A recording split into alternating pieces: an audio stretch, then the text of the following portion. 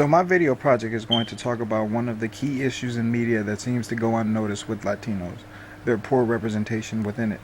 To test this theory, I'm going to interview people on the street and ask them to list at least 5 Latinos in media. 5 Latinos in media. I would say Jennifer Lopez, George Lopez, Mario Lopez.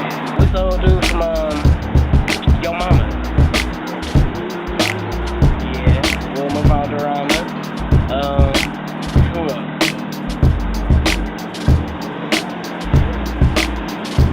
Hard enough.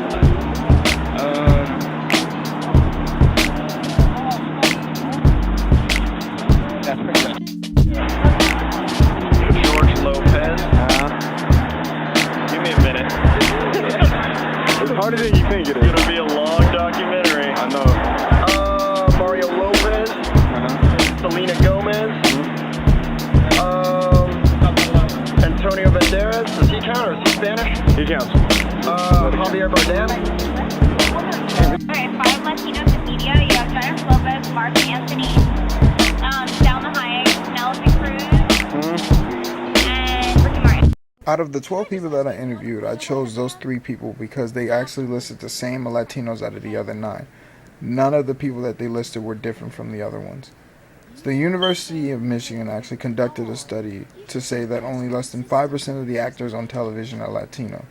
So this would explain why there was such a short numbers of Latinos and that only a certain few were actually listed in during these interviews. Media is the number one source for information and has become one of the essentials of our everyday lives. It has kept us up to date on everything that goes on in the world.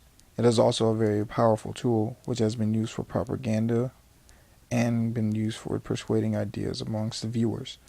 So with the power of the media that it has over the American people, could it actually be used to influence negative ideas about a race?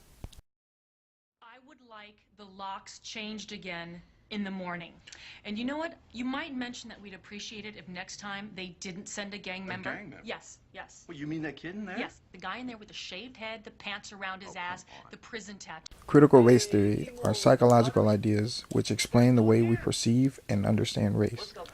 It explains that racism has been built into the society and affects the way that we view and communicate with other races.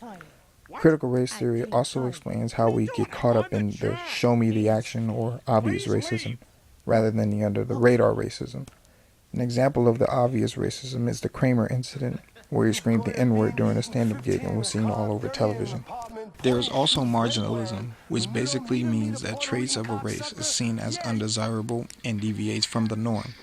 The problem with that is that what is defined as the norm comes from only the perspective of the white male. In theory, what is perceived from that point of view could only be a key reason of why only a small part of positive culture is being shown about Latinos, and only this perceived version of Latinos in media, which we consider stereotypes, are shown. With that being said, the poor representation of Latino culture in media, such as this, ¿Qué pasó? ¿Qué pasó? Looking for work, see? Trabajo? Yes, we all can work, see? Okay, listen up, Mexicans. We need you to read The Old Man and the Sea for us. Comprende? Y old man y la mer.